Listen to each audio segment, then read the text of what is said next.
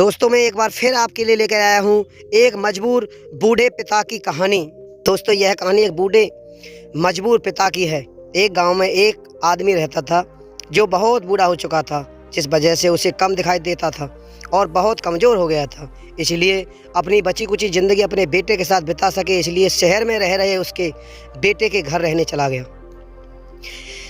बेटा एक बड़े शहर के छोटे मकान में रहता था। मकान तो उसका छोटा था, लेकिन उसके अंदर जो चीज़ें थी वह बहुत महंगी थी।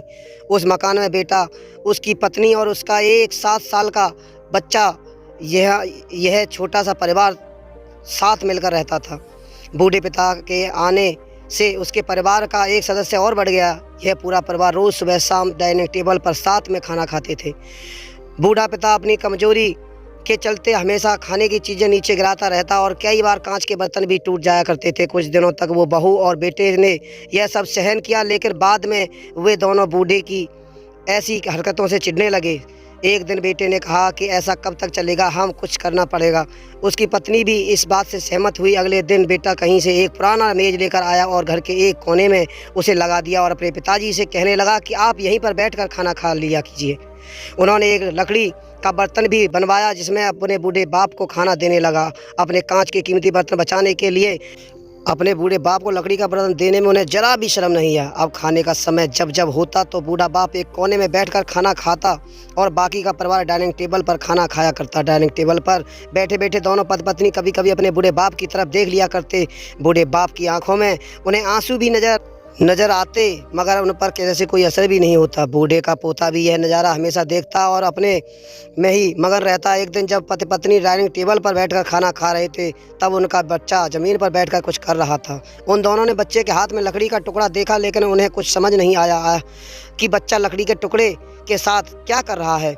जब बच्चे के पिता ने उसे पूछा कि बेटा आओ खाना खा लो, तुम नीचे बैठकर क्या कर रहे हो, तब बच्चे ने भोलेपन से कहा, अरे मम्मी पापा, मैं आप दोनों के लिए लकड़ी का बर्तन बना रहा हूँ ताकि आप लोग जब बूढ़े हो जाओ तो इनमें मैं खाना दे सकूँ।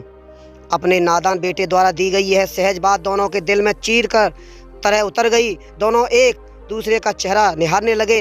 बिना कुछ कहे ही दोनों की आंखों में पानी आ गया और अपने अपने भविष्य की किताब अपने आप को सामने खुलती हुई नजर आई।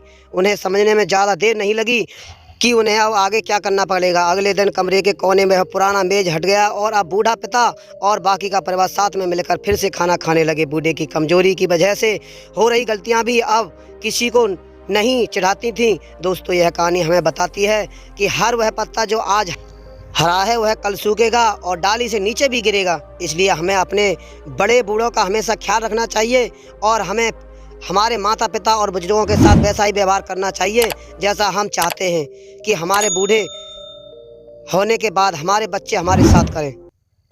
दोस्तों यह कहानी आपको कैसी लगी? अगर अच्छी लगी तो लाइक, कमेंट और शेयर करें। धन्यवाद। जय हिंद, जय भारत।